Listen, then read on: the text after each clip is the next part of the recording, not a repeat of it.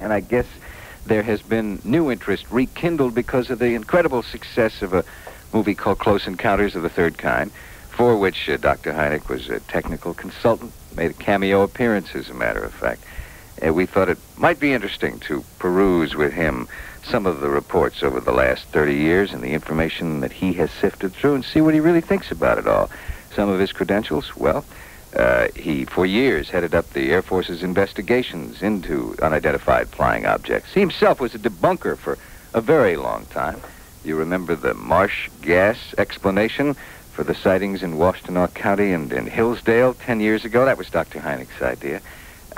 He, until very recently, was professor of the astronomy department at Northwestern University. He's head of the Center for U.F.O. Studies in Chicago, and he has devoted a good portion of his life into studying the phenomenon known as UFOs.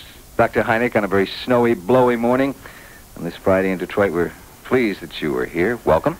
Well, I'm glad to be here. I wanted to correct two minor points. Okay. One is I did not head up the Air Force thing. I was a consultant to them, and I still am professor of astronomy at Northwestern. I did not, I have one more year to go there before the calendar catches up. I thought I read something just this morning. I'd been advertising all week long. I thought I'd read something just this morning that said that you had resigned that. I resigned my chairmanship. I was chairman for 15 years, yes. Okay. Well, you were still with Northwestern. Oh, yes, still with Northwestern, right. You know, unidentified flying objects have been popular since 1947, 1948. When the first bevy of them were sighted. Before that, were there any reports in history, as far as you're concerned, of UFOs? Oh, yes, there were many reports, but still they're so hard to track down. Even now, if a report is more than, say, a year or two old, it's hard to track down. But, of course, clear back to biblical times, Ezekiel's wheel would have been a good example, and Saul of Tarsus and the road to Damascus, and, all through history there have been reports and stories of strange sights in the sky and on the ground. But I have my hands so full with the present ones, the current ones, that it's hardly any point to worry about the others. How do you go about investigating a UFO report? You get a report of a sighting. If it sounds reasonable to you, do you then contact the people and do an in-depth interview with them? Oh, not only the people, but a lot of peripheral material. We have an outgoing Watts line, and we have a full-time paid investigator, and as calls come in, and we get through our police hotline, we get several calls a day, certainly. He then contacts not only the original witnesses, but the police departments in that area, the FAA, the Weather Bureau, NORAD, radar installations. In other words, he does everything he can to break it down into a normal thing. When you say who are you talking about now? I'm talking about our paid investigator, Mr. Alan Hendry, who is the chap who does a very fine job in tracking down. And then, of course, we have a corps of investigators around the country who we can enlist on a volunteer basis. Are there some that are just so ridiculous and seem so unlikely to be anything worthwhile that you just simply, after the initial evidence, you don't bother investigating them any further? Well, it's the ones that are unlikely, the strange ones, are the ones we really find we have to investigate. The ones that we don't have to investigate are so typical. For instance, we will get stories that are generated by these advertising planes. You know, the planes that have these rotating marquee lights. From a distance, those look like a rotating disc. But we can spot them, and Mr. Hendry has the phone numbers of some 70 airplane advertising companies, and all we do is call those places and ask them, did you have a plane at that point at that time? What we do in this, the publication you have under your elbow there, the International UFO Reporter, each month we publish, if you take a look at the back page, each month we publish a map of the United States in which we plot all the cases that have come to our attention. Those that we can solve, we put in we plot as dots. Those that we can't solve, we plot as stars. Of course, it's the stars we're interested in, but you can see also that the dots far outnumber the stars. The people simply are not aware of the number of purely normal things that a person can see in the sky. Now, what's an IFO? The dots are IFOs. Those are identified flying objects. Okay, and you've got, looking in the map, it looks as though there were 3 or 4 identified flying objects spotted in the Detroit area. Oh, I'm sure. Each month. Now, this, I think maybe, and I want to mention this several times, maybe a good starter right now, You started out with the introductory music from Close Encounters, which title, by the way, was my title. I call this the $18 million movie with a $1,000 title because that's all I got for the title. You described this to me on the phone a month ago or so. Well, actually 3 weeks ago. But let's do it again. Let's go back to the beginning. What does a close encounter mean? Okay. A close encounter is a sighting that is close, and by close I mean within a few hundred feet, less than 500 feet generally. In other words, there should be little chance of misidentifying it with a Venus or a twinkling star. I mean, it's close by. Okay. And I divided them purposely into three kinds. Close encounters of the first kind, the second kind, and the third kind. The first kind is close, but nothing really happens outside the fact that people get frightened, and it's quite an experience for them. The close encounters of the second kind are those in which some sort of physical residue, not a part of a UFO. We still don't have a front bumper from a UFO or anything like that. But we do have hundreds of cases, and I mean hundreds, of cases in which at the precise spot where the UFO is seen, there is a burnt ring or holes in the ground that obviously don't seem to be coming from anything else, broken tree branches, animals affected. Animals affected how, sir? Well, they'll get tremendously panicky. Cattle will stampede, for instance, or horses will raise a fuss in the barn, and we've had cases of course, dogs wildly barking, and that's not terribly exciting. But we've had cases of a bull, for instance, that was tethered to an iron rod through its nose, and it got so frightened it bumped the iron rod in half. So that, I'd say, is an animal effect, or an effect on the animal.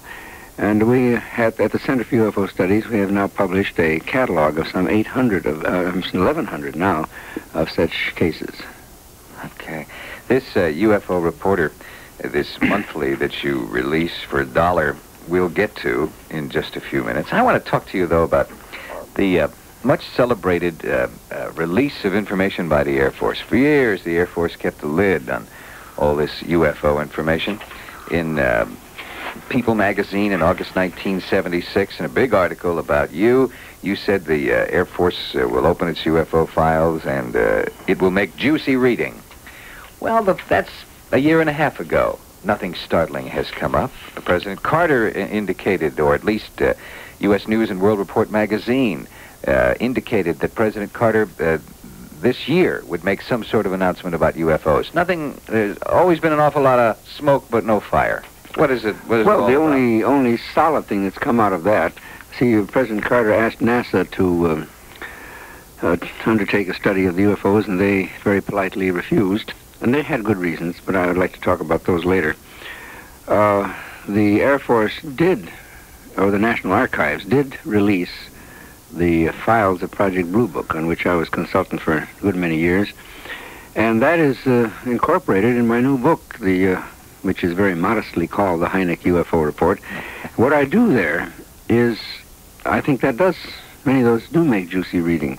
Juicy not in the usual newsstand sense, but juicy in the sense that it shows how the Air Force really bungled many of the cases and did a very real job of keeping cases from the public. Why? Why would they do that? Largely because they were operating under a very strong recommendation from the CIA, which convened a special panel in 1953 called the Robertson Panel, in which I was an associate member, incidentally. The CIA was not frightened of UFOs. They were frightened of UFO reports. They were afraid that the public might panic, and at that time particularly, they were terribly concerned about subversive elements in the country.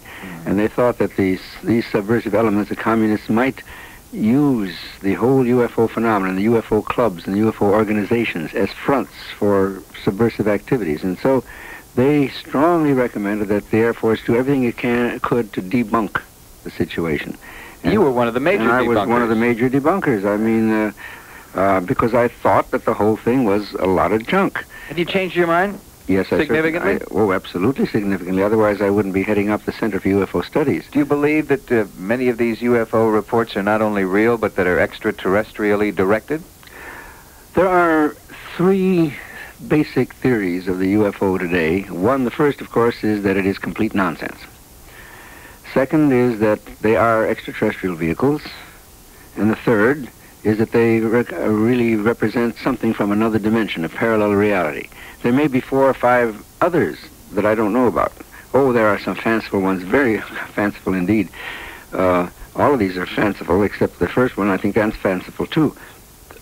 There are some people who speak of our future coming back to look at us, and things that would certainly be sheer science fiction.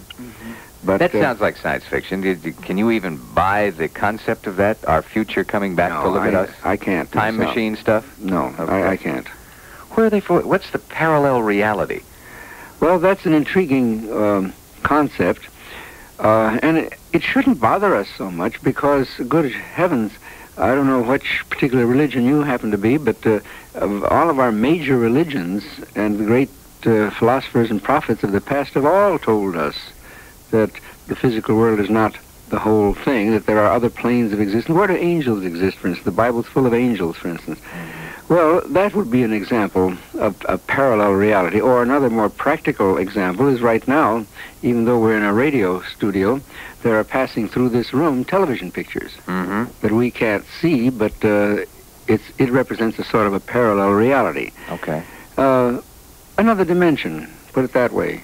There's nothing too fanciful about that. I mean, well, there's nothing fanciful about it from the sense that it's been discussed for a long time, but when you stop and think about it, it doesn't make any sense at all. A two-dimensional thing, something that has no depth, that doesn't make sense to me. And why would it appear suddenly? No, in our not a two-dimensional, but a 4 or 5-dimensional. Why would it suddenly appear in ours? In our 3-dimensional world. An interface. Have you ever read seen this delightful little book called Flatland by A. Square? Yes. And there, you see, it brings it down by 1 dimension. It talks about creatures, triangles, octagons, hexagons, and squares that all live on a large sheet of paper. Yeah. And I think it's the triangles have precedence over the squares, and when a triangle meets a square, the square's got to give way. And one day a sphere comes to visit them. And you remember what happens. To these people that live in the 2 dimensions, they first see it as a point, and it enlarges to a large circle, and then it disappears again as the sphere passes through that sheet of paper, you see. And all you have to do, and I say all you have to do, is just up that by 1 dimension. Instead of a 2-dimensional, we're 3-dimensional. And a 4-dimensional thing would appear to us magically. It would appear by magic, much like the Cheshire Cat in Alice in Wonderland. Remember the Cheshire Cat that disappeared, leaving only its grin? Where it went into another dimension. Marsh gas. You coined the word 10 years ago or so. I want to talk about that and get on the telephone, too, with some listeners who have been very patiently hanging on. Our number is 875-4476, and Dr. Hynek will answer your calls. Okay, we'll see what you have to say. If any close encounters you might have had, or would like to have. Gee, you have been holding on the line very patiently. What is it you'd like to ask Dr. Hynek? Yes, good morning, Dr. Hynek. Good morning. Yes, I have 2 questions. Number 1, under the United States Freedom Information Act, how does a United States citizen obtain a copy of the Project Blue Book? All right. That's available. It's a little expensive, but it's available in 94 reels of microfilm that run you about $1,000 if you want those. However, that's precisely what I did. I got those 94 reels and have taken out you might say, the juicy parts and published them in the Dell paperback, the Hynek UFO report, which ought to be available in bookstores around here. And that's your easiest way of getting information. If you want to spend $1,000 and buy the 94 reels of microfilm from the archives, fine, but that's a little on the expensive side. And my second question is, if a group of men have designed a prototype of a electronic magnetic ion propulsion engine, where would you recommend they go in order to get a patent on this development? Well, you've introduced the term patent there. I think it's always a wise idea to have one's ideas protected by patents, because the world is full of unscrupulous people. I've never had a patent in my life, but I've had many copyrights, but not patents. I expect a patent lawyer would be the first person to see about that. Apart from that, I would certainly contact some people in NASA in Washington, say that you have this thing, and they undoubtedly would be interested. Now, they're basically a very honest group, and I don't think they would steal your idea. Okay, thank you, sir. Thank you very much. Hello, you're on the radio. You're on WJR with Dr. J. Allen Hynek. Yes, about 3 years ago, at an Air Force installation on the East Coast, there appeared 3 unidentified flying objects over the ocean. Now, the Air Force security people, the base commander, all the people on the Air Force base, the people in the surrounding towns saw these objects. A frantic call was made to an Air Force base for fighter investigation. The people at the fighter base said, don't worry about it. They watched these UFOs for about 2 hours. There were 3 of them. They didn't know the size of them or the distance that they were away, because they were over water and they had nothing to judge them by. They stayed there approximately 2 hours and then took off. Now, they took off at a speed that must have been about 5 to 10 times the speed of a rocket taking off. Now, have you heard about that, and can you explain it? Well, first of all, I certainly couldn't explain it other than calling it a UFO, and let's always remember that the U in UFO simply means unidentified. Right. Now, I had not heard, we have in our computerized data bank some 60,000 reports, and we can get printouts of that. If you, for instance, wanted to know what cases there were in your own neighborhood or in your county or something of the sort, or your state, we can have a printout of that, but I don't have the computer bank with me here, so I don't know that particular case. You know, one thing we forgot, JP, is we forgot, in talking about the UFO reporter, we forgot to give the address to where people might get it, and I'd be delighted to do that. I'm sure you just want to ask me where one can get it. I was going to give it for you, but I don't see it on here. Well, 924 Chicago Avenue. That's right. Or just simply Evanston, Illinois is sufficient. We're well enough known there. UFO reporter, Evanston, Illinois, will take care of it. The zip is 60202, however. That's always important. Let me add this. Now, that is, it's going to cost you $1 a copy. It's a monthly, yes. It's $12 a year, $1 a copy. Less than a drink. Sir, let me ask you this, and I want to get on to the weather, and then we'll get back on the telephone with some folks. Did you witness these? Hello? Yeah, we still have our... yes. Did you see these? No, sir. I did not personally see these, but I was informed by very reliable sources, people. Okay. We had hoped this morning to get some direct first-hand reports of... Yeah, and I think that's one thing we want to tell the listeners, that it's their scientific duty to report things that they feel were really, truly puzzling, because we have very good evidence at the Center for UFO Studies that 9 out of 10 people who have had a UFO experience have failed to report it simply because they feared ridicule. Yeah. Right. Ridicule is a very real thing. It certainly is. Sir, thank you for calling. Thank you very much. Okay, we'll be on the telephone in just a couple of seconds. We would like to, believe me, if you have feared ridicule and you think you've seen something that frightened you or startled you that you couldn't explain and you didn't tell anyone about it, the anonymity of the telephone and the radio is yours. That's not an easy word to say at this hour. It happens to be 17 before 8 on WJR with Dr. Hynek. Yes, I called to say that I think I'm one of the 9 out of 10 who never reported a sighting. It occurred about 10:30 at night on a cold, windy, rainy spring night about a year ago. And I was proceeding on a highway and saw a huge red light up ahead.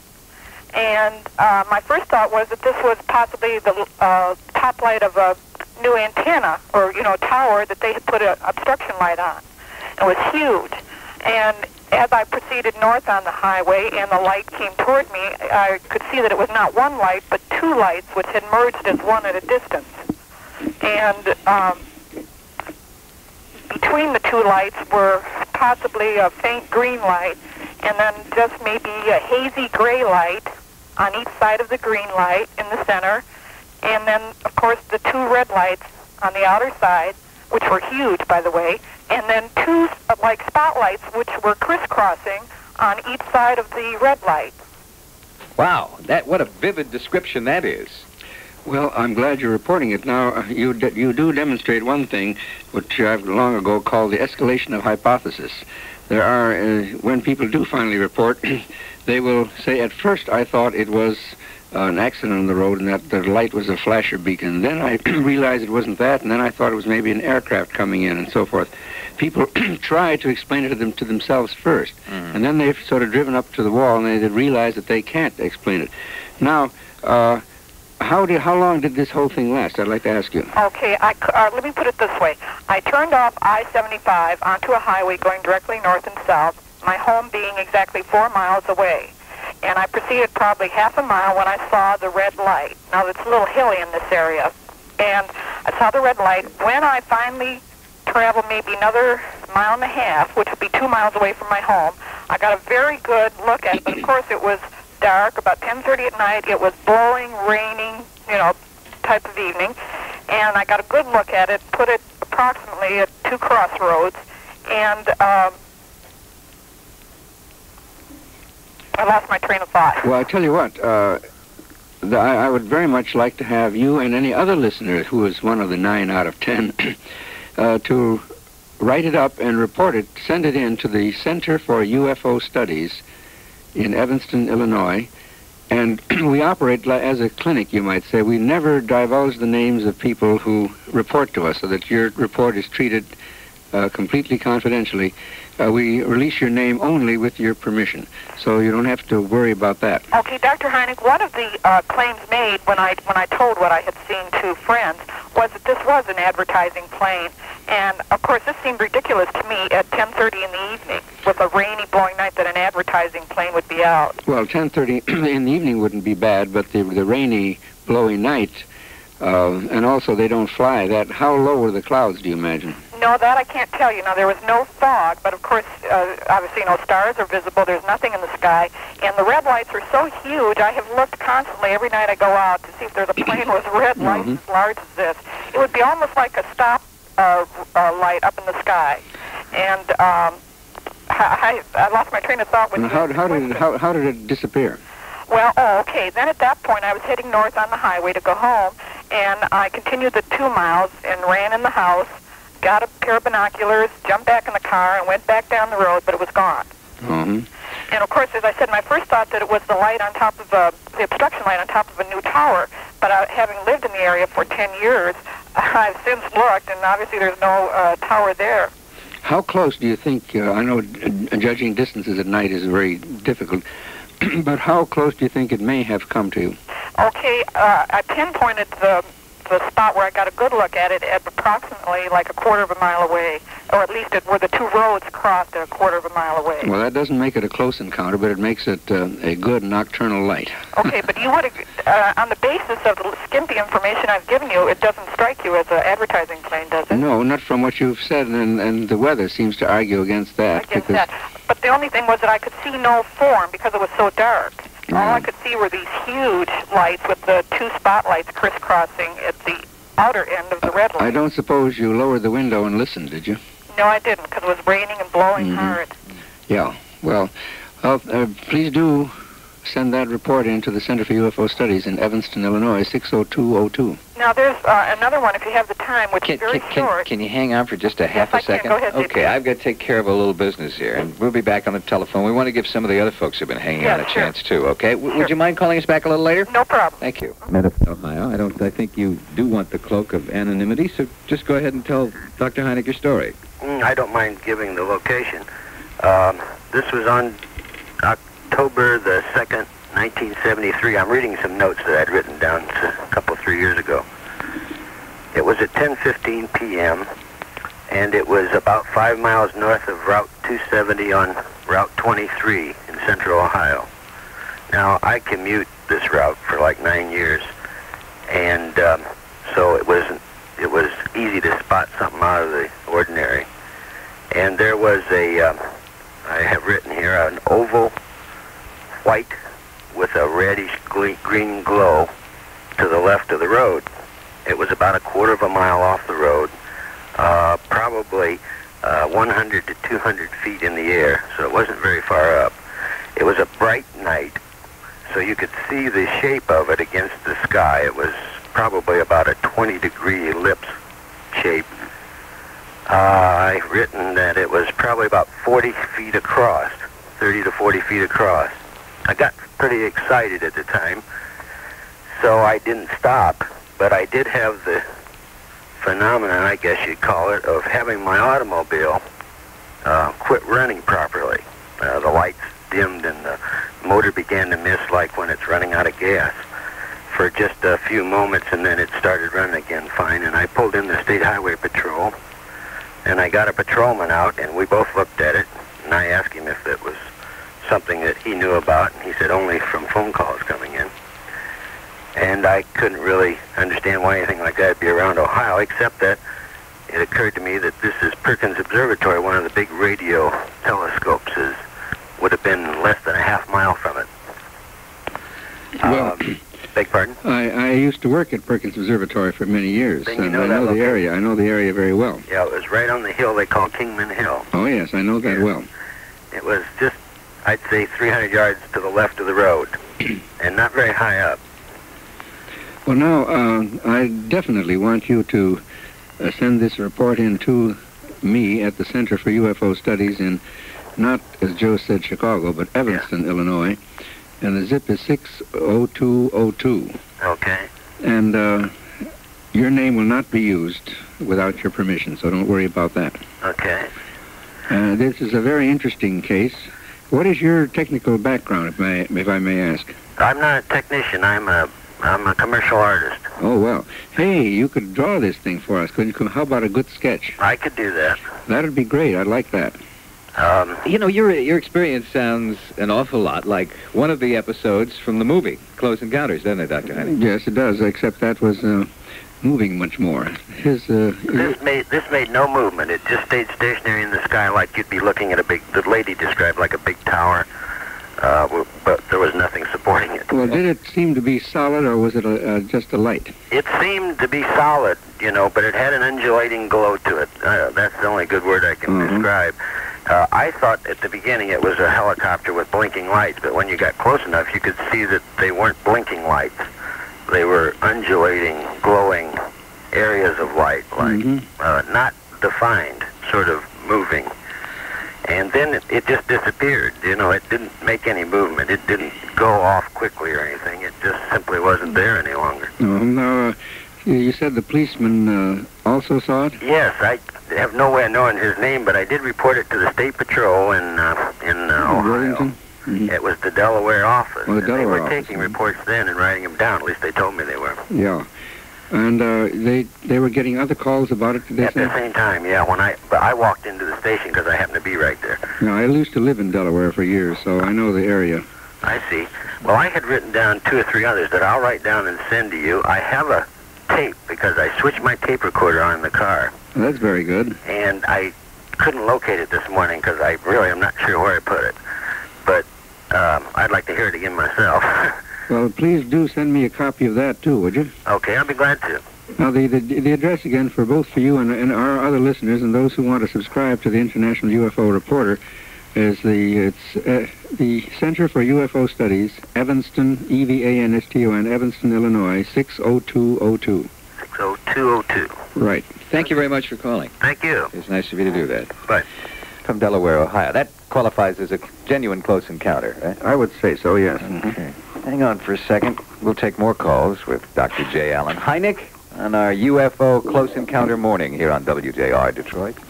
You know, an awful lot of people are coming out of the closet these days. I don't know whether it's because of the effect of the movie. A lot of people have seen Close Encounters of the Third Kind. The box office reports indicate that it will be one of the most seen movies in history. But there was a surprise about that. Dr. Hynek explained something that you thought might happen as a result of the success of the movie that hasn't. Well, I thought, and so did many others, that, people who had never bothered looking up at the sky before would look up after having seen that picture, and they would make the same sort of mistakes that had been made by thousands of people. They would mistake Jupiter and Venus and meteors and satellites and God knows what. But that has not been happening, oddly enough. What has been happening is that the picture has apparently given people courage to report things that they were reluctant to report before, and cases that are several years old are coming out of the closet, so to speak. Do you welcome that kind of news, or is old news just so difficult to follow up on that it's hardly worthwhile? Oh no, those are the ones we really want, because the current ones are apt to be mistakes. Mm-hmm. But something that happened to a person 5 years ago, and they've remembered it vividly, is as apt to be a genuine case. Okay. In Pascagoula, Mississippi, that rather famous case where two fishermen supposedly went under hypnotic regression and talked about an experience with a visitor, a spaceship or something. Tell us that story and tell us what you think about it. Well, that was a case that I investigated. I was there within 48 hours after it happened. What did they say happened? Well, the two men were Charlie Hickson and Calvin Parker, and what they said happened is that they were fishing on the banks of the Pascagoula River, and this, I'll make a short story, this craft came down but did not land, just hovered behind them, and two very, very odd-looking creatures floated down, lifted and floated Charlie Hickson back aboard, and he told us that an instrument that looked something like a big eye passed over him several times as though giving him a medical examination. Now, when I got down there, I found those men definitely in a state of shock. There's no question in my mind that they think this happened. That is, to them, it was a very real experience. Whether it was real in our sense of real, I honestly don't know. But what is real? Philosophers have been worrying about that for centuries. To them, it was real.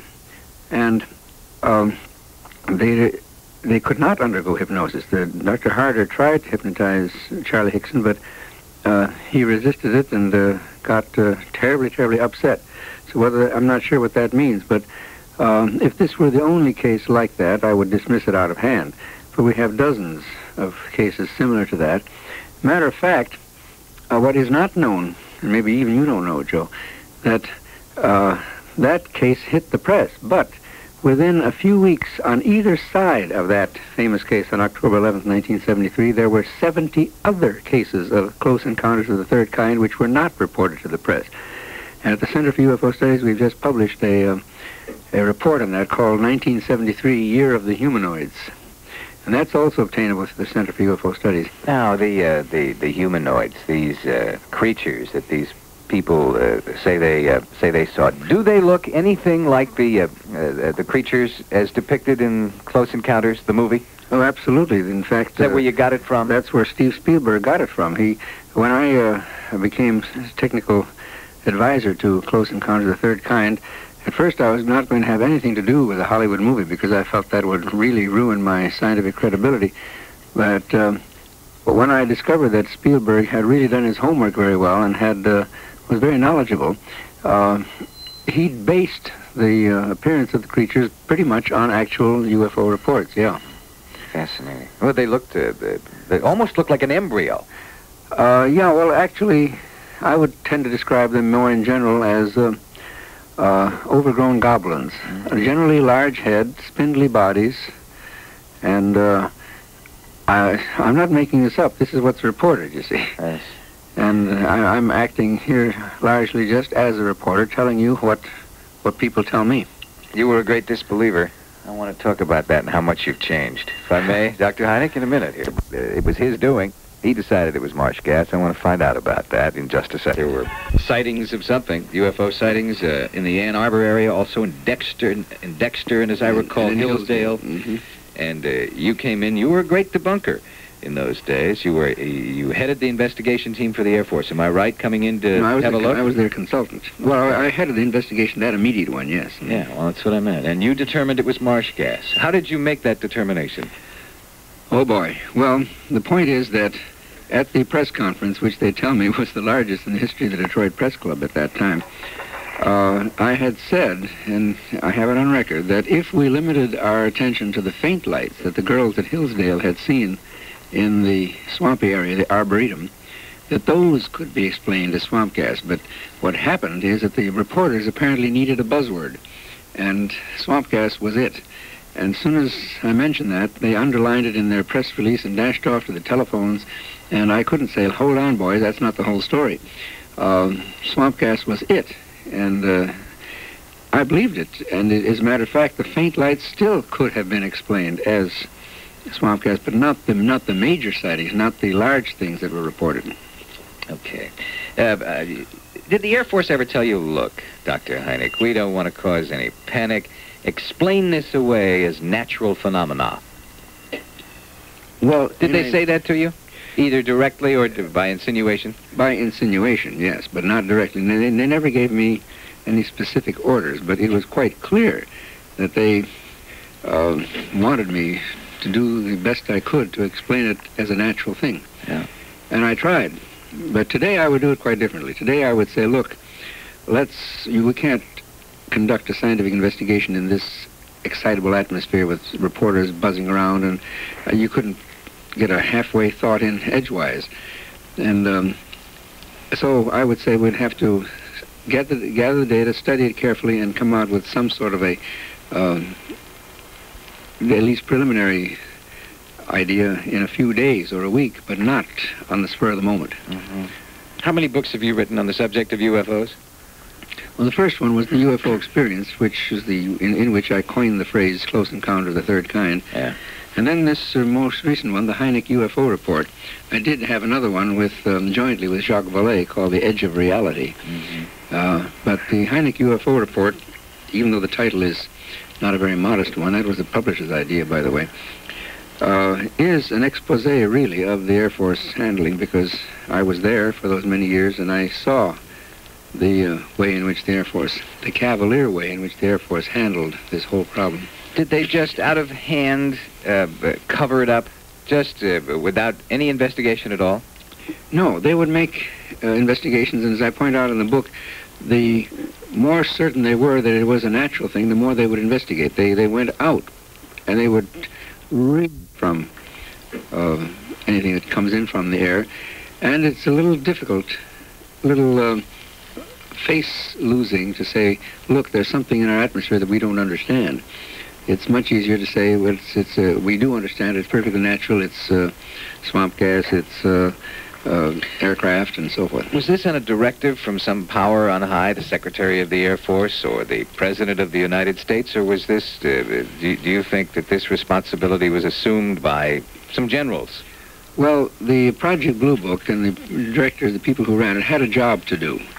And they were acting pretty much under the directive or direct recommendation of the CIA convened Robertson panel, which the CIA was not afraid of UFOs. They were afraid of UFO reports and the things that the reports might do to people. At that time, this whole question of subversion was much more in the air than it is today. And they were afraid that the various UFO flying saucer clubs and organizations might be used as fronts for subversive activity. Also, another thing that was very important, in July of 1952, for several days, the military wires became literally clogged with UFO reports, and the CIA was afraid that if some nation wanted to launch another Pearl Harbor, all they need to do would be to get their agents to spawn a whole bunch of false UFO reports, clog the military wires, and confuse the situation. So the CIA was quite seriously concerned, not so much with UFOs, but with UFO reports. Motivated with good reason, with good to reason. Debunk them. Oh, yes, yes. And their directive, or their recommendation, I should say, was a very strong one, that the Air Force do everything in its power to debunk, play down, hold the fort, sort of thing. And you were part of that debunking? I was part of that, yeah. Have you ever seen a flying saucer? I've never had a close encounter, but on 2 occasions I have seen things which I definitely could not explain and have not been able to explain to this day. As an astronomy professor, it's unlikely that they were celestial bodies. Oh, that's very true. I mean, that's one thing I do believe I'm competent to identify. Although it's surprising how many people are not. That is, people are still puzzled very much by a very bright meteor. Even trained pilots, where we had cases in which commercial pilots have swerved their airplanes thinking that they were on a head-on collision course with something that turned out to be a very bright meteor 100 miles away or so. And we're going to get on the telephone again and encourage folks, if they would like to talk to Dr. Hynek, that we would like to talk to people who have had, to use his coined phrase, close encounters. And we will offer you anonymity on the telephone. Our number is 875-4476. Several people on the line. Have you had a close encounter? Yes, I have. I have some photographs that I took in 1974 of a UFO, and I've never known what agency to get in contact with that might be interested in them. Well, you've got one now, Okay. and I'm very anxious to see the photographs. Please do send them, but don't send the original negatives. I don't want to be responsible for those, but hang on to those. But let me see the prints, and if we want to then investigate them further, then I would make arrangements, special arrangements, to see the original negatives. Okay, now where shall I send them? To the Center for UFO Studies, 924 Chicago Avenue, Evanston, Illinois, and that's the zip is 60202, 60202. Okay. Okay. Okay, thank you. Yes, we're on the radio here on WJR. Dr. Hynek is listening to you. Go ahead. Thank you. Dr. Hynek, I have was in high school in 47 when this phenomenon first started, and I read on it ever since. I've been to things, I've lectured on it, and what have you. I wanted to ask you a couple of things. I realize there are other people on the line, so I'll get off as quickly as possible. I want to ask you about the flap in Washington, D.C. in 1952, when for 6 hours these things were over the Pentagon and then gave them a fit down there. I want to ask you about the possibility that in Wright-Patterson Air Force Base in Ohio, that they do have, I've heard, the remains of an occupant of a UFO. I want to talk about the pictures that we don't have that the Air Force probably does have when they were asked to put cameras in the nose of their jets. When they chased these things, if they couldn't catch them, at least they could take pictures of them. Could you comment on any of these things? Yeah, very quickly on all of them. The 1952 flap has never been adequately explained. They've tried to call it atmospheric inversion, but the inversion was not very strong at that time, and so it is still unexplained. As far as the remains or cadavers of UFO occupants at Wright Field, I think that is just a story. We've never had any, I've never found any evidence that that was true, and of course if any one of our listeners has that information that could be authenticated, I would be delighted to know about it. See, that story had great currency a couple of years ago. Yeah, and it pops up every once in a while. All right. Now, as far as the Air Force photographs, I too have heard that, I've been told by military pilots that when they got back to base, their gun camera photos were confiscated and so forth. But whenever I ask these people to go to a notary public and swear out an affidavit that this is true, they say, well, they're a member of the reserves, or they can't, they're under oath or something of the sort. So as far as I'm concerned, those still remain stories, unauthenticated, undocumented stories. Tell me this.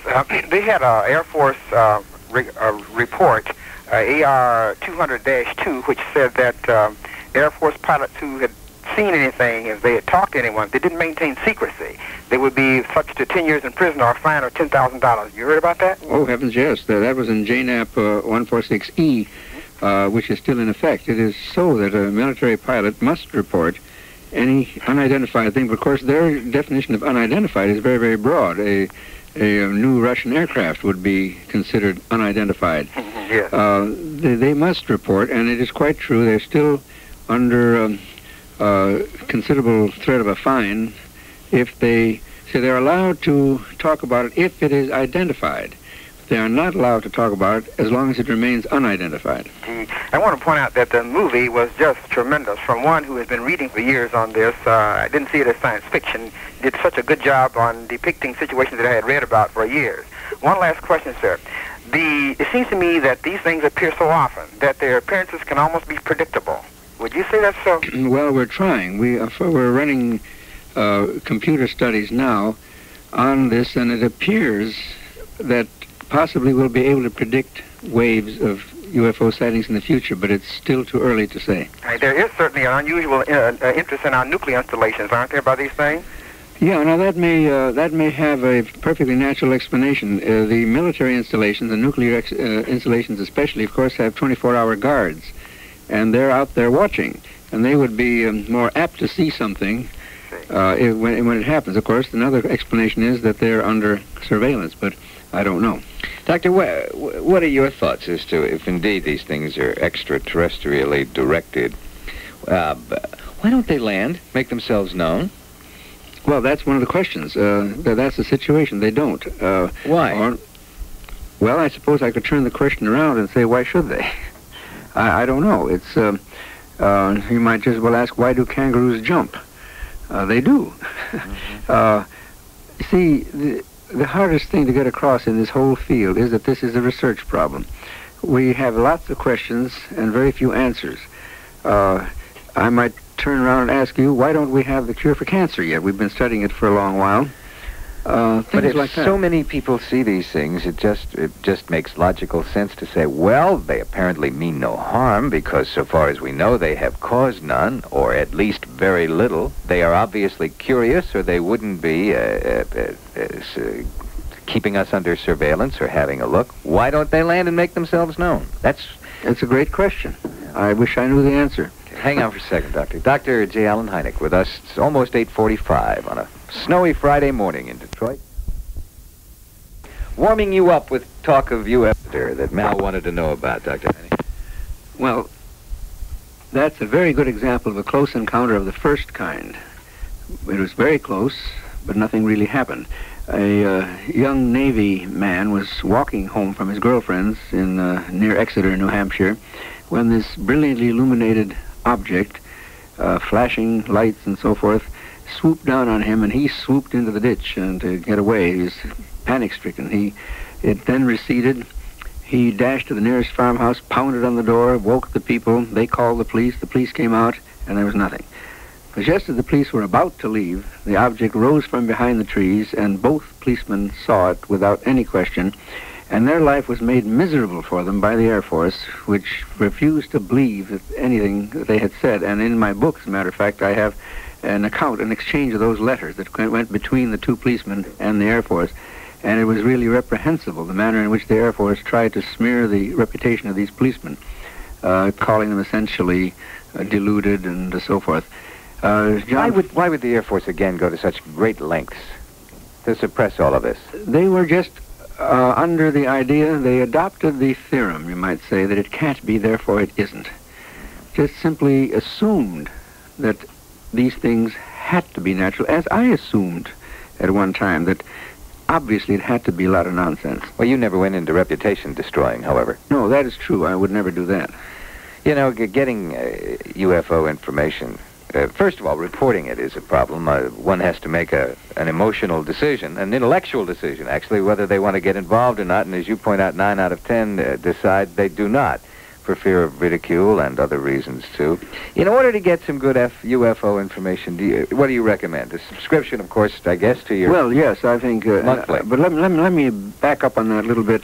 Even before the picture Close Encounters of the Third Kind became so popular, we'd been getting at the Center for UFO Studies many requests from students from various parts of the country saying that they were doing a term paper on UFOs or that they were having class discussion. And just now with the picture, I can imagine that in the next few months, classrooms all over the country are going to be having UFO discussions. Mm-hmm. And I think it is really bad that those kids have to turn to the tabloid press and to the sleazy magazines on newsstands for their information.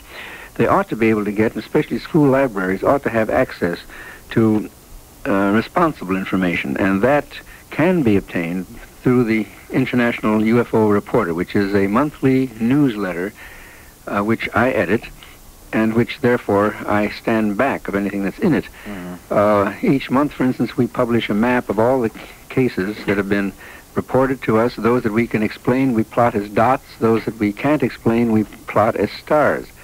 And the interesting ones are summarized in the UFO Reporter. Mm-hmm. And that's the subscription for that is $12 a year, $1 a month, and it is obtainable at the offices of the Center for UFO Studies at 924 Chicago Avenue, Evanston, Illinois, 60202, or, as a matter of fact, just simply the Center for UFO Studies, Evanston, Illinois, 60202 would suffice. Okay. How many people do you have at the Center for UFO Studies working? Oh, about 20, but most of them are volunteers. Okay. Because the center is funded entirely by popular contributions, voluntary contributions, which, by the way, I want to hasten to point out, are tax deductible. This is not a UFO club it is not supported by the government. Incidentally, if we're being monitored right now by anybody up there in any kind of a vehicle, extraterrestrial or otherwise, and you feel like you would like to contact us, please do. Call collect. Area code 313-875-4440. Okay, you're on the air with... Yes, about 10 years ago, I was driving from Ann Arbor to Jackson at dusk, and I saw a bright light from a distance, and I thought it was a barn fire because it was out in the country. And as I got closer, I realized that it wasn't, but I still obviously thought of other things that it could be. And it was important enough that all the traffic was stopped on I-94 and pulled off on the side of the road. Well, I was in a convertible, and I was also late for a play I was going to. So I kept going, and I was also frightened, and so I kept going. But it has bothered me enough for 10 years that I've tried to duplicate it tried to see something that would be similar, and I never could. And at that time, I did call the sheriff's office, and he said, we don't want any reports, and we don't want to hear anything about it. And nothing happened. Go away and never come back. And it was pure imagination, and I said, the traffic was stopped. There must have been 60 or 70 cars stopped. He said, lady, you didn't see it. You were really dreaming. But it was like a theater marquee. The only thing I could, in my mind, think that it was like a theater marquee, but about a 3-story high building. And it was large, but the lights were blinking in random fashion. And beneath it, I thought that it was trying to repair a radio antenna or something, because there was this long thing with red lights on it, like a radio antenna. Now, was it stationary or was it moving? It was just hovering, and there was no sound at all. And it was about 60 acres away. It was across the field, and in between there was a fence. And I don't think there was any noise, but my car was going. But it certainly wasn't noise like you would think to support something that big in the air. Are you any good at sketching things? I am not, but I am a trained observer. I have directed and produced television, as a matter of fact, so I'm quite aware of visual apparatus. I was wondering if you could sketch me or give me a verbal description, a written description, that is. And I will send it to you, but I wondered if anybody else had ever talked about well, it could be, since that many cars were stopped, it's possible that somebody listening to us right now is one of those people. That's right. And it was never in the paper, and it was never reported, but I did go back to school. I was teaching at that time, and I did go back to school, and I said to one of the teachers, I have, something very funny has happened to me, and I have to share it with somebody. I've taken my children out and tried to find this place, and there's no radio antenna. Now that, it just doesn't disappear overnight. Right. And I just wanted some sort of physical evidence that something had been there. So I said to the teacher, I'm going to say something to you, but I don't want you to tell anybody. And she said that she and her husband, also another teacher, had experienced something similar at a children's camp in Maine. Something had come down to the hill while the children were on the hill.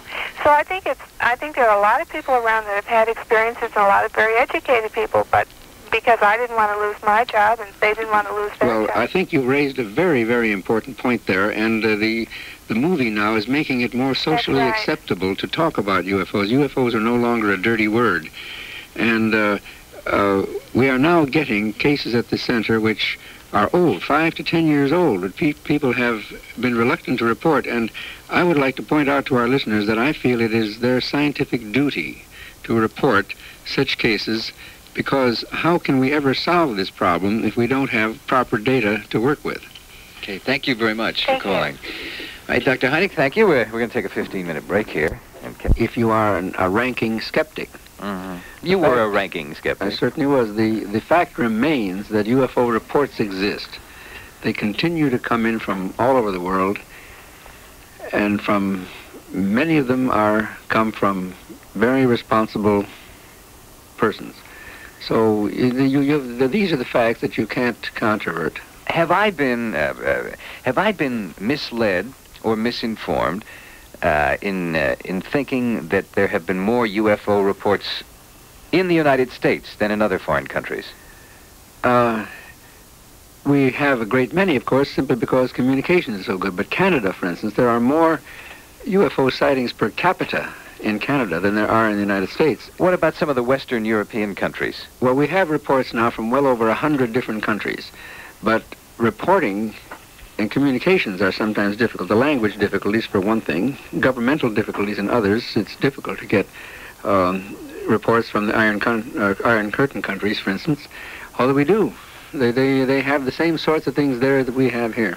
Okay. Same sorts of reports. Dr. Hynek, look, I want to see a UFO. I've never seen one. I've never even seen any bright lights, to be absolutely honest with you, that I couldn't figure out almost instantly and describe as natural phenomena. Well, you're in good company. Our estimates is that only 1 out of every 40 or so people actually ever have a UFO experience. Suppose when this snow finally does stop and the weather clears up and it's a clear night and I'm driving home or I'm sitting in my backyard and I suddenly see one of these things, what do I do?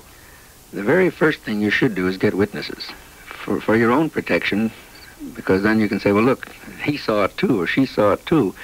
But from the scientific standpoint, it's extremely important to have witnesses, because then when we go to investigate it, we can get the accounts of the individuals separately. And that's what we always do. We never get them together, but we interrogate people independently. And then... But you see, I'm going to be very reluctant to call any... the police, for example, to call officials, because I would be subject to great ridicule, and I would like to avoid that.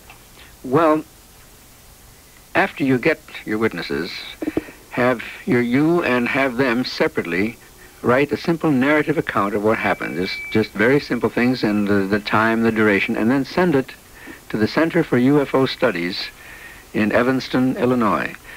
And the zip is 60202. And there, you have no fear of ridicule whatsoever, because we operate something like a medical clinic. Medical clinic doesn't give the names of its patients out and things of that sort. Neither do we. Names are not used except they're not used except when we have permission to do it. Okay. So what you're saying is you don't necessarily have to report this to anyone in officialdom. That's right. Okay. Send it to you, and you act as a clearinghouse for all these things. How can you possibly examine, you and 20 people, all the thousands and thousands of narratives that you must get and inquiries? Well, it isn't difficult to weed out the typical cases of sightings of meteors, airplanes, advertising planes, balloons, satellites. They fit a pattern, and you can almost spot them almost immediately. Any trained investigator can spot those. We home in on the cases that are really and truly puzzling, and we spend a lot of time investigating those. I'd sure like to see one, Dr. Hynek. So would you, wouldn't you? So would I. Mm-hmm. We're going to talk to some more people who have had close encounters on the telephone in just a minute. Oh. Can you hear me, sir? Hello. Yes. Yes, good morning. How are you? Fine, how are you? I thought you nodded off for a minute. Yeah. What can we do for you? Well, by golly, I'd like to, first of all, the only encounter I had was a very humorous one, which wasn't an encounter. I was driving along when I was 12 years old with my dad coming back from the doctor, and here was this at dusk, or just after dusk, here was this undulating object off in the distance, just hovering. And my dad pulled the car off the road, and he thought this was preposterous, you know. In fact, he was frightened. As we stood or sat in the car and watched this thing, my dad was never shaken in his life by anything except this. And then the thing turned around and there was a beer advertisement. It was a blimp. That led me off, though, at 12 years old, to follow up reports. And as I was 17 or 18, I followed up the reports and went to UFO Society meetings and pseudo-religious meetings and this type of thing. A few years ago, in fact a year ago, I ran across a fellow who worked for the government, a fellow I know very, very well and very credible. The last person in the world that would come up with this, really. And he said that when we were orbiting spacemen, that they were buzzed by UFOs. Is there any truth in this? Well, I've never been able to authenticate that. I have spoken to 3 astronauts who have had UFO sightings, Gordon Cooper, Jim McDivitt, and Deke Slayton. only McDivitt had his sighting in space. The other two were here on solid land. Well, Deke Slayton was in an aircraft. Yes. It's difficult to call those people deluded or liars. Yes. But as far as anything seen on the way to the moon, no one has ever confessed that to me, at any rate. I see. I was referring to in orbit around the Earth. Well, that would have been Jim McDivitt, and there have been other reports, but I won't believe them. I don't accept them unless I've talked to the person personally and have in one way or another authenticated it. Okay, and this was a hobby with me. I'm a real skeptic, a real agnostic when it comes to this. Back in about 1957 or so, about the time Sputnik went up, I was on the mailing list for one of the societies, and I thought this was great fun, and I could see nothing based in fact. Years later, I went through all these things before I threw them out, all these tracts and pamphlets and alleged proofs. Do you know what year the Van Allen belts were discovered? Well, let's see. It must have been, well, in the early satellites, so that must have been about 58 or 59. Okay. I remember looking at one of these pictures of the Earth that the society sent me. And personally, I thought they were a bunch of crackpots. But here was this beautiful line drawing of Van Allen belts. And that's about the only thing credible I ever came up with that I would have on paper as far as that there were beings visiting us. But the rest of it made no sense whatsoever. Okay. Thank you well, very I think that's I think it's always important to have intelligent skeptics in this whole thing. No, after all, you were one for a great many years, and you still are. You're skeptical. Oh, basically, I don't accept more than 1/100th of the stuff I hear. Okay. It's a real pleasure talking to you, Doctor. Thank you. Thanks for calling. Right, bye now. Hello? Oh, hello. Yes. I didn't realize it was my turn. It's your turn. I would like to tell Dr. Hynek about some information. This happened out in Colorado between 1949 and 1952. I was living out there, and my father's cousin, who was an Air Force officer at that time, was transferred to Lowry Air Force Base in Denver. One weekend, he and his family came to visit us out in northeastern Colorado, and UFOs came up in the conversation. And I told my dad's cousin about a recent article in a monthly magazine named either Pageant or Coronet that went into great detail about the inside and the outside of a UFO and its occupants. And the UFO had been found, as I remember, out in Arizona, and it had crashed. And my dad's cousin looked absolutely stunned. And he said that since all of this had appeared in a national magazine, he felt that he could say why he had been sent to Lowry Air Force Base. And he and some other officers had been brought out there to a school labeled Top Secret. And they had been learning everything that I had read in this magazine. And I don't recall whether it was the government or the Air Force that had this position. In fact, they are reluctant to do so. What we need, see, this story has cropped up many, many times. If it could be authenticated, it would be a tremendously exciting thing. Jack Anderson or somebody should uncover it. Right. But I am not going to accept it unless I have definite authentication of it. I see. Well, unfortunately, my dad's cousin passed away a couple of years ago, and he had retired from the Air Force. I might mention, I don't know whether it would help or not, I think it was a Pageant magazine. I'm not sure. I do know that after the article appeared in the magazine, it was never seen on the newsstands again. Well, that's a help, but But you really need, if you could get an Air Force officer who went to that school, I realize that. That is the important thing. You've got to have a first-hand report. Yeah. Yes, Okay. Thank you for well, calling. You're welcome. Thank you. Bye-bye. Yes, we're on the radio with Dr. Hynek here on WJR. Hi. Hello. We're from downriver, and we were driving along our little street here. This is about 10 years ago, and we see this light from the air shining down on us, and we stopped the car. One of the neighbors was on the sidewalk, and we looked up, and this was an object that was, the light that came down was yellow, of course, like a light, like a beacon. My husband has always said that if they've taken pictures, they've got our picture. He always said this. He says, well, they must be photographic. And we watched this. It was about the height of a of like where the dirigibles will fly, like the Goodyear and this sort of thing, and the blips. And so we watched it. It wasn't very long, just maybe like a minute or two. It was like a yellow-green light, and it looked like lights on it, but I couldn't tell that part because the light was shining down real bright. And all of a sudden, it flew to the west, and it just went, it was just like you couldn't even snap your finger. It went that rapidly. And when it flew, it left it was like it left a cone after it, like maybe if that was, I don't know, I always figured like some of these airplanes that are skywriting, but this is what we saw, and I'm in the downriver. It was about 10 years ago. Now, did you report that to anybody? No, because at that time, too, we didn't really hardly even tell our family because it was around a time when, you know, the papers were debunking it and everyone was debunking it. So was I.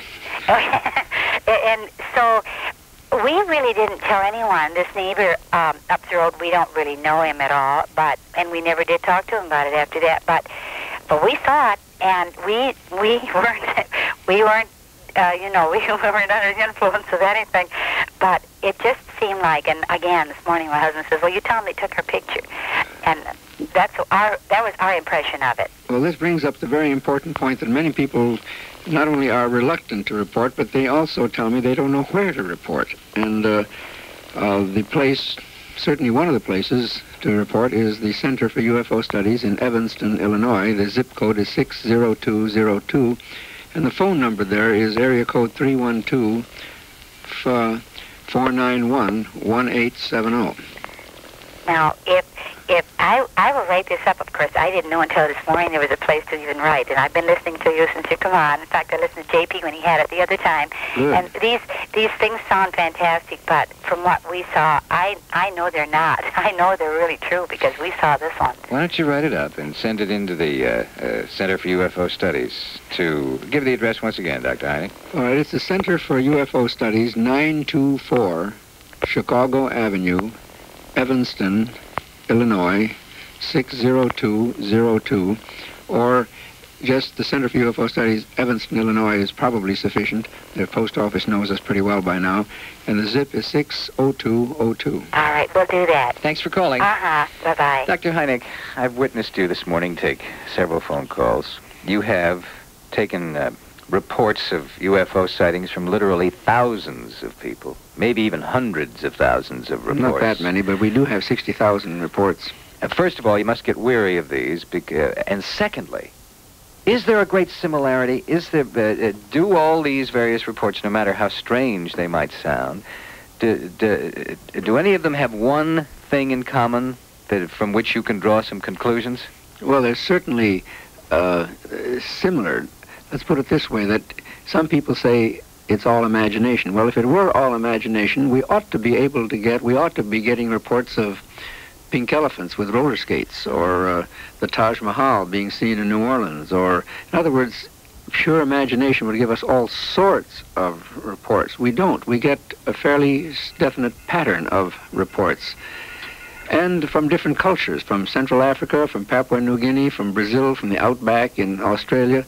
Same sorts of things are reported as come from the United States and Canada, let's say. Where there could have been a relatively small chance for comparison between the people. Yeah, the people in Central Africa don't read Time magazine, I don't believe. You never know. Well, what about the saucer shape? The shape seems to have changed. 30 years ago, when they were first reported, they were flying saucers. Well, they still are. You still have the daylight discs. Not as many today, but we seem to be getting more and more cases of the close encounters rather than the distant ones. Either they were afraid to report close encounters earlier, or there weren't as many, but we keep getting reports, especially older ones. Now, for instance, the picture itself is bringing things out of the woodwork. We're getting reports of abduction cases, of very close encounters of second and third kinds, that people will write to us and tell us, this happened in 1965. Well, abduction. Kidnapping? Well, essentially somebody is picked up and flown around in some sort of a spacecraft? No, not flown around, no. I simply do not buy these cases where people say they took a trip to Venus in a flying saucer and came back with hair from a Saturnian dog or something of that sort. The place is covered with pseudo-religious nuts, and I guess that makes our problem that much harder. But the reports of close encounters are coming. Well, you're talking about abduction. The typical pattern there. The classic case, of course, is the famous case of Betty and Barney Hill, but there are dozens and dozens of others. The typical pattern that has developed is that for a short time, the people have in their conscious memory the memory of an UFO experience. Then amnesia sets in. They will tell us that they didn't know what happened for maybe an hour or 2 hours. They may be found farther down the road at the end of that time. And then they're again conscious, but they're very puzzled as to what happened in that time lapse. How many of these encounters have been reported? Oh, about 50 so far. Are they all similar? Yeah, they're similar in this. They have this conscious period and then the unconscious. And what we've been doing, as far as our funds permit, is to employ regressive hypnosis. If the experience has been that traumatic, you know, it is well known that the conscious mind will block out a traumatic experience. And we've been getting some very, very interesting accounts from under hypnosis. Now, I haven't the least idea how reliable we can count things that we get when people tell us under hypnosis. But nonetheless, for what it's worth, the stories are remarkably similar. They will report that they were taken aboard and given some sort of a medical examination. They're generally rather hazy about it, but good people, good, true, salt-of-the-earth type people have told us this. And you sound like you believe them. No, I believe that they are sincere. You believe they believe what they're telling you? Yes, I believe that. Now, whether that really... Look, I've always pointed out that Saul of Tarsus on the road to Damascus had an experience which transformed him into St. Paul, and that certainly affected the human race. But was it a real experience? Undoubtedly, St. Paul thought it was a real experience. You know, Van Doniken and other writers have tried to draw parallels from biblical times and before, as a matter of fact, to the kinds of things that are happening now, and indicating that the space chariots, etc., that we have been visited before. Do you hold with that? I don't hold with it because simply, well, Van Daniken and the Chariots of the Gods, I cannot respect his scholarship. I think I've never been able to finish one of his books because it's just nauseating to me. He might be right, and certainly he stirred people's imaginations, but there's the evidence that he tries to bring forth is mostly supposition and ad hoc stuff. Very flimsy conclusions. Very flimsy conclusions, I would say. Glad to see that you're still somewhat of a skeptic. That's healthy. You have not turned the corner. I've been watching you all morning long. You are very, very careful to never say, "Oh yes, that's I know what that is." You seem to be listening as a priest in confessional or as a psychiatrist on the couch without ever committing yourself. Why is that? Well, because if I'm true to scientific principles, you don't say, a scientist doesn't say he believes this, or people will ask me, do you believe in UFOs? Well, belief is a sort of a theological sort of thing, and when a scientist says he believes something, he means that he has enough evidence now to think that this or that is so, and we're still gathering the evidence. Okay, Dr. Hynek. Well, I'll tell you this. Maybe the folks who are observing us didn't like our conversation this morning because driving conditions have absolutely turned to glass. Metaphysical Society. Do you know Saul? Yes. Saul, how are you? Just fine. I was with Dr. Alan Hynek in 1972 in London, England, if he recalls, at the Festival of Esoteric Sciences, where there was quite a number of UFO enthusiasts from England that met him there. Do you recall, Doctor? Well, I recall the meeting, but I met so many people at that time. That's right. Well, my affiliation with this whole story goes back from the time of 1947. And my concern and questions were similar to JP's. Why are you here? Well, eventually we were able, through an organization or a little group, who would meet and rap about the possibilities of being visited. One of our members became what we call a channel, through an electromagnetic beam supposedly beamed to his brain from a craft. Hey, see now, you know, Saul, when you start talking like this, you lose me. Well, just listen to this. Okay. The importance is that we were making supposedly a verbal communication through an individual, okay? And our concern was, why don't you land, okay? And their indication was that if they were to land, say downtown the city of Detroit, 70% of the people would want to destroy them for being invaded, supposedly by monsters. The other 30%, they indicated, would lay prone and just want to worship them as gods. So we were not prepared or ready for this kind of a communication with extraterrestrials. Why do people assume that, Sal? I've heard that before. I don't, that doesn't make a lot of sense, I don't think. Do you think it makes sense? Yes, it does. Do you, Dr. Hynek? Well, I suppose there's some, if they observe the human race, they know we're a warlike group, but I don't think that'll be sufficient reason. Well, let's put it this way. There's 30 years of communication supposedly with identifying objects. I don't call them UFOs, I call them IFOs. They are identified. There's something in the skies, and their communication to us is that what we are seeing are scout ships as opposed to motherships, which house these scout ships. They indicate that their motherships are hundreds of miles long. It becomes what we call a very science fiction phenomenon. Well, I think it'd be very important to get testable information from them. If they could give us some information that we can then, for instance, if they had told us exactly what we'd find on Mars before Viking got there, that would have been beautiful, testable information. This is the sort of stuff we need. So if you are communicating with them, please ask them to give us something that we don't know about yet. All right, let me give you something. Let me give you something that they want us to know, okay? Sure. They want us to know that we're in a tremendous crisis, that we're playing with toys, supposedly, that some crazy can push a button and annihilate our planet. We know that already. All right, they know it, and they know that we know that, and they're here and they're concerned about us doing the thing that are proper. They don't wish to play games with us. They don't have to prove their existence. They want us to prove our own existence. Science is always looking for some belief. Let me ask you something, Doctor. When you were on the movie was sensational. There's no question about it. It awakened a great deal of understanding and awareness with everyone who's seen it. There has to be an effect. The story shows that there had been some craft that was returned to the Earth or came back into our dimension, and then off of the great big ship came these Americans who have now returned. Is that a science fiction story, or is that an account that is supposedly... That part was pure science fiction. Okay. Mm-hmm.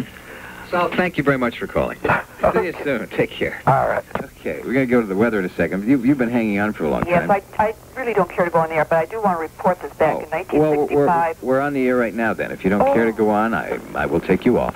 Yes. Hello? Yeah, I've been waiting a long time. I got to make this quick one because my operator is going to come on asking for money. Okay. When I was 9 and my brother was 8, we were out in our backyard, and nobody believed us because of our ages. This was about 10 years ago. I think we might have had a close encounter of the second kind. I don't know. We saw a blue-white dot, looked about the size of a star, and it seemed to come from off of the horizon to zenith really quickly, in a matter of 10 seconds or so. It wasn't a satellite. It wasn't a meteor. It didn't have any trail.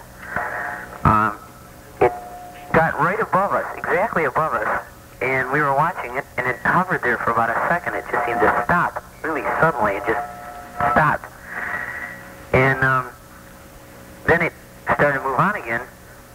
It didn't appear to have any acceleration at all or anything. It just went from stop to start and with nothing in between, and disappeared below the horizon. Meanwhile, there was a second dot where it had been, and it appeared to be descending, and it got bigger but not much, and then it seemed to get smaller again, and then it split into 3 small dots, and it was descending really rapidly, and we dove for cover, and right between where we'd been standing, 3 things, they might have been a meteor, hit the ground, and we went out there the next day, and there were 3 small burn spots on the ground in the backyard. You could see the grass. It was seared, smoked up, and it was a perfect equilateral triangle. It was about each dot was about the size of a $50, and for years after that, nothing ever grew in those spots. Well, that's a typical story, the fact that nothing grows. But did you actually see the things fall? Yes, they fell right between us. We had a very good view. We were scared out of our wits. Well, that's quite interesting. Did you report that to anybody? Well, we reported it to our parents, and they said, "Go to bed. You're dreaming." Well, we were 9 and 8. Nobody believed us. Mm-hmm. Well, it's a little old for that report, but what is the situation in those spots now? Are they still there? We moved out of the house. I don't know. I haven't been back. We should go back and take a look and let me know. All right. As a matter of fact, why don't you chronicle your report after you go back and look and write it in the letter and send it to Dr. Hynek at the Center for UFO Studies and give the address again, Doc. It's, well, sufficient to say Evanston, Illinois, 60202. Okay? Okay, thank you. Okay, thank you for calling. Dr. Hynek's going to be lecturing at Eastern Michigan University this afternoon at noontime. Close encounter. Do these things teach you anything? Do you learn anything? Every bit of information helps, I suppose. It helps, and we need to get this information because otherwise, what do we have to have data to work with. Okay, all right, go ahead. You're on the air. Yes, I had a close encounter when I was in my early teens, around 1956, 57, out near a lake near Ann Arbor, and we were visiting friends, and we had gone outside. We'd been inside, and we went outside, and we saw this dot in the sky, a light, just a light. It was moving very fast, and it was coming from the southwest, headed toward the northeast. And the man that we were visiting was a doctor and had been a doctor in the Navy, and he had a pair of really excellent binoculars. So he went in and got them. We looked through the binoculars, and we saw a saucer with a dome with a slight haze on it, moving very fast in the direction that I just mentioned. And after we saw it, and everybody sat there absolutely in shock, he went in and called the Sheriff's Department from Washtenaw County. And they had swamped with calls that evening about unidentified flying objects. So that was my call. We ask you not to use the word swamp, Dr. Hynek. But now I have to correct you on one point. That would not classify as a close encounter. A close encounter has to be within, say, 500 feet. Right. Well, I was thinking more in the line of an unidentified flying object. Right. Right, something that we couldn't identify. Well, that's an interesting case, but it's a little far off, both yes, in it time is. and I think that was the man at the Sheriff's Department mentioned that most people had seen it through binoculars. Mm-hmm. So, but it was interesting anyway. It certainly was. Thank you for calling. Bye-bye. How come we seem to be getting so many reports this morning of sightings in the Ann Arbor area? Why would that be? Well, we're in the Ann Arbor area. Really? And the Ann Arbor area is a very, very tiny portion of this metropolitan area. Well, that's a point. I don't know the answer to that. Okay. Can I take you out of the role of a scientist for just a moment? Okay. Let me put you into the role of a man who has been observing, studying UFOs for a great number of years now, and ask you to make a couple of logical extrapolations from all this information and project what you think all of this might mean. Well, first of all, when one gets rid of all the static, the noise, the crud, separates as best he can the wheat from the chaff, there's very little wheat left. I mean, there's the number of really solid cases are certainly the minority, but they are there. Now, those, if you want them to extrapolate, those do represent, if you're to believe them at all, represent some form of intelligence. But where this intelligence is from, whether it is some great distances away, whether it is much closer, or whether, as some psychologists believe, it may be some product of our own intelligence, some psychic projection from, as Jung said, from the collective unconscious. That's hard to see because some of the best reports involve physical traces, burns on the ground and radar observations and things of that sort. Tough for imagination to do that. Yeah, it'd be tough for imagination to do that. And it would be nice to theorize and speculate, but I can't stop being a scientist. I simply will not extrapolate to the point and say that I think it is this or that, any more than if I were a doctor, a medical doctor, I would say I have a cure for cancer, an absolute positive cure for cancer. I don't. And I don't have an answer to the UFO problem either. It does seem to you, however, if I read you correctly, that it is directed by some sort of intelligence, apparently. Yeah. Okay. And that seems to be the case, and the difficulty is that the subject has not been treated professionally. over the last 30 years, we've had a carnival of buffoonery in the thing, and for good reason, because the great majority of the reports are nonsense. The cases that are really interesting are so bizarre that it's much easier to try to sweep them under the carpet, and then we are troubled by the kooks and the crackpots and the dinglings who insist on muddying up the waters tremendously with their utterly fantastic and stupid, I would say, theories. Well, it appeals to them, obviously.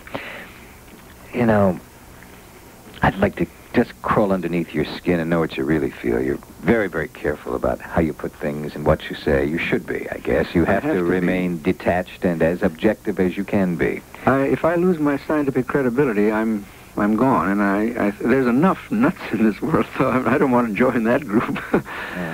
As an astronomer, and understanding how large this universe is, does it make sense to you that somewhere that there must be, by the law of probability, figuring the incredible number of planets there are, there must be some other intelligent being somewhere? The question, you see, of the astronomer, let me give you a little model. Suppose we made a model of everything that the astronomer can today see through telescopes. And suppose we made that model now as large as the United States.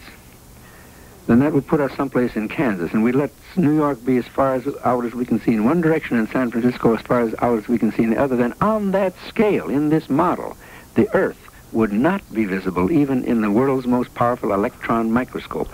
Now, it is preposterous to think that there's some submicroscopic speck in Kansas is the only thing on this model that represents life between New York and San Francisco. It would make us absolute cosmic freaks. Your colleagues agree with you completely on that? Absolutely. You are convinced there are many intelligent planets, maybe entire systems? The probabilities are tremendous. We can't prove it. But I think it would be terribly egotistical to think that we are the highest intelligences in this entire universe. But, see, the problem is not, and I think we can close on this statement, that the question is not, are UFOs visitors from outer space? But the question is, what are UFOs? Two different questions. Dr. Hynek, thank you very much for being with us this morning. Fascinating. These past 3 hours went by like lightning. I remind you again that you can write for the International UFO Reporter, the magazine monthly review put out on UFO information by Dr. Hynek and his colleagues in the Center for UFO Studies, just simply by writing to UFO Reporter, Evanston, Illinois, and the zip code is 60202. Costs you $1 a copy, $12 a year for a subscription. Thank you again for being with us. Thank you. Utterly fascinating.